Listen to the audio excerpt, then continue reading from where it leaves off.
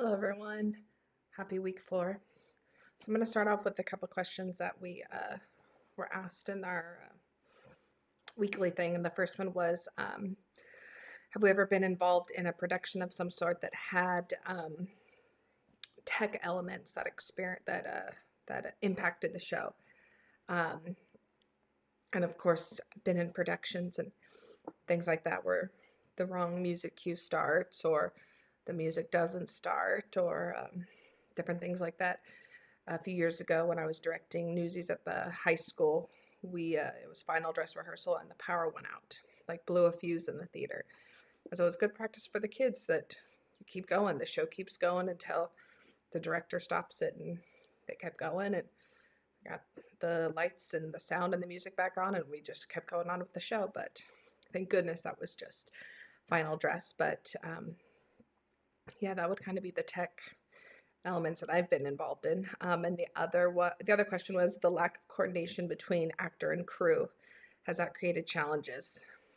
Um, Again, not anything I've ever been a part of because I grew up in theater where everyone is a team, and I preach now as a director that everyone involved in the show, we all work together because the whole thing's not going to come together unless we're all working together. So we're all on one giant team um, to try to eliminate that animosity or whatever it may be between the actors and the tech crew. But I've always heard of that happening elsewhere. But personally, to me, I've never been a part of anything that has had that type of challenge. But I know that it's out there. But moving on, starting off with this one, chapter 8 was about the sounds of the sounds involved in a production, and the music and the sound effects. I like the quote early on in the chapter that said, "Today's audiences raised on film and television are steeped in the effect of sound." And that's so true.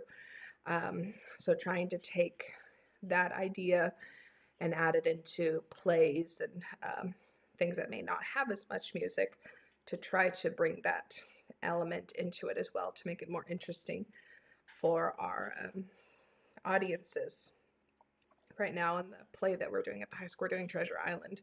So I've been all over looking for different sound effects to try to enhance the production. And I'm not very good at it. And I wrote that in one of my summaries this week. But I appreciated the section on sound effects and kind of what works and what doesn't work. And I appreciated Lou Catron's remembrance of his dealings with sound effects and does the audience or can the audience identify what that sound effect is?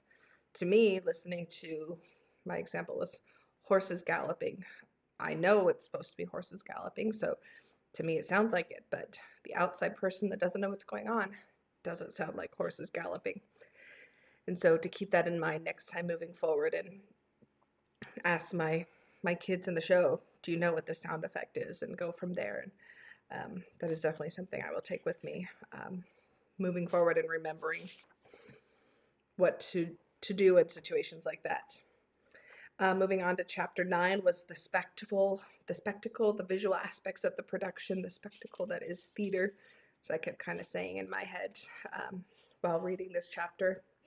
I did appreciate all the different areas or how theater, where the spectacle can come from. So it said the spectacle establishes environment, it enriches the character, it creates mood and style, it enhances the play's meaning, helps to engage and enthrall the audience, and the spectacle contributes to the audience aesthetic pleasure. Just the overall picture of the show, all coming together for the audience, for their enjoyment, for them to join us on this journey that is whatever production we're putting on at this point in time.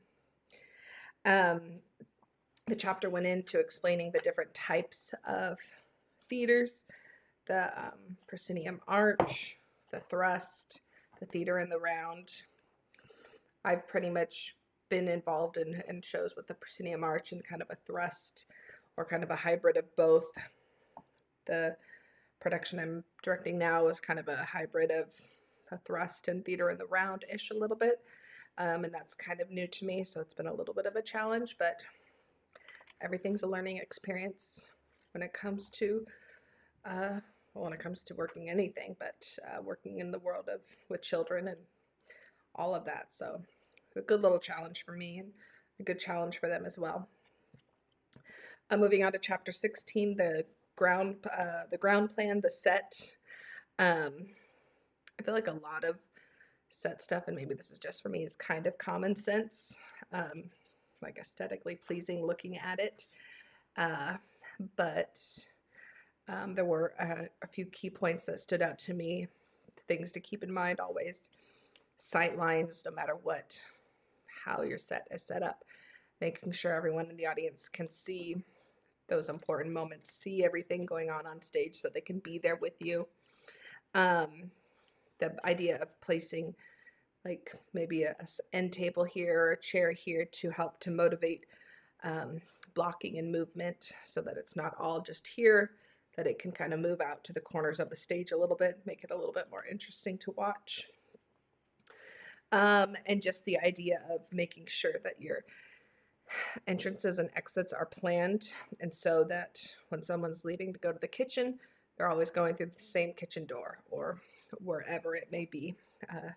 Something to keep in mind when pre-blocking all of that. Moving on to this one. This one is obviously very much from a perspective of putting on a school production of some sort. All the very basic things that you'll need, starting off sound, lights, and set. I am lucky enough at the school I work at, there's a dedicated person. His position is to work in the theater, so he does all the lighting and all the sound and knows all the equipment, and it's already all there, so I'm very thankful for that. He helps build the sets and all of that stuff.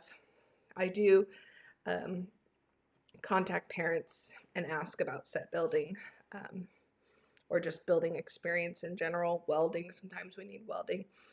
I do have a story that, because my strong suit is I can see the set in my mind, or maybe not my strong suit, can see the set in my mind, but to get it out of my mind onto paper, I'm not very good at. So we were doing Cinderella a few years ago, and I kind of quickly sketched out what I wanted the front of the house to look like. It was not measured out or symmetrical, it's just kind of a rough sketch. Well, one of the dads got there and he was handed the sketch, and he built exactly what the sketch was. The window was askew, the pane in the window was off-centered, but it looked just like my drawing. And he built my drawing. So that was just we all kind of chuckled at it. There was nothing we could do about it. It was built. It was what it was, and it was perfect. But lived and learned on that one. Make sure that whatever drawings or things you may be handing to parents, that they are exactly what you want, especially for carpenter type construction parents that really know what they're doing. They're going to build exactly what it looks like on the paper. And I thought I still tell that story because I think it's still kind of funny. But moving on, the last thing I want to mention is the sets and the kind of the list of set pieces to always have on hand. And I have one to add to that. We, a few years ago, made these rolling platforms, like from a sheet of plywood, so 4 feet by 8 feet. They sit probably about 8 inches off the ground, good wheels, and we use them like almost every show. Can build off of them, put a wall on one side, put a wall in the middle, bring pieces in and out. I think we've literally used them for every show. We have like 3 or 4 big ones, and then we have a couple smaller ones that we've built. And that would be my addition to that list of the freestanding doors, stair units, platforms, acting blocks, and these rolling platforms. They've been majorly helpful to us in our productions over the last few years. So with that, that was my week 4. Thank you.